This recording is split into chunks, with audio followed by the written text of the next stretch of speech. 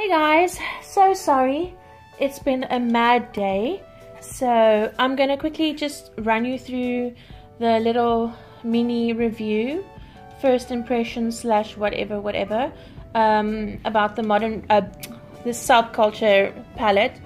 Sorry, I just want to clean the kick up in that little pan there because I was doing some comparisons that I will get into in a moment. Sorry, my brushes are still dirty from this morning, but just to show you, these are the 3 brushes that I used for my makeup look. I am not a makeup artist.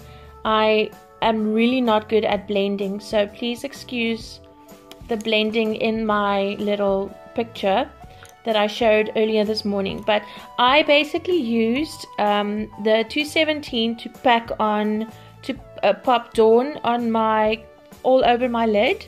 It does have kick up, as you can see. I barely touched it, but that's also more than enough for 2 eyes. You can literally, with that and the little bit of kick up, you can finish your whole eye.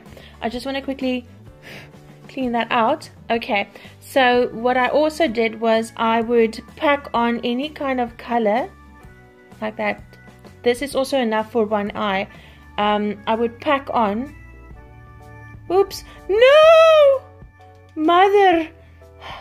YouTuber community influencer awards I will never get. But anyway, let's try that again. So I would dip it in like that. There's no kick up. There's enough pigment on the brush to pack on your lid and blend out, and this worked for me. Packing the color on and blending it out really helped, and that's why I personally had no issues with it.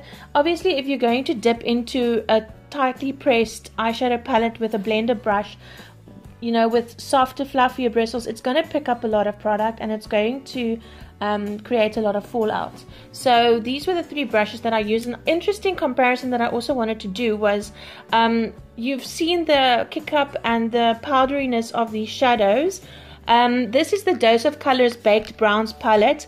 It's a gorgeous palette. Everybody ranted and raved about the palette. I don't think there was a YouTuber out there that was not crazy about the palette. So let's just, for comparison, let's dip into Roxy. That's the fallout. Okay, I'm just cleaning off my brush. And let's quickly go dip into this color. Same, also fallout. And you'll see that I'm using very light pressure. So I just found it very interesting that people are humming and hawing, going to kere over the Anastasia Beverly Hills palette being all powdery and too much pigment and not blending, whatever. But Dose of Colors have got the exact same characteristics. I just thought I'd point that out because I found it quite interesting. So, my overall thoughts on the palette, I personally like it. Will I use it every day? Probably not, because the colors, I've come to notice, they don't really suit me that well. The warm colors are great, but the cooler tone shadows, they don't really suit my complexion. I feel like where ABH made a mistake and that just, you know, escalated in something horrendous, was where they didn't actually give the average consumer directions as to how to actually use the palette. I mean, if I were to go in as I would normally go in on an eyeshadow palette, I would take my transition color, I'll dip in and I'll start blending. I wouldn't have been able to do the look that I did today. I feel like they lacked in educating the client and chalked it up to people not having skill and talent to actually use the palette, which I thought was a very cock vibe from them. But anyway, overall, there's nothing wrong with this palette.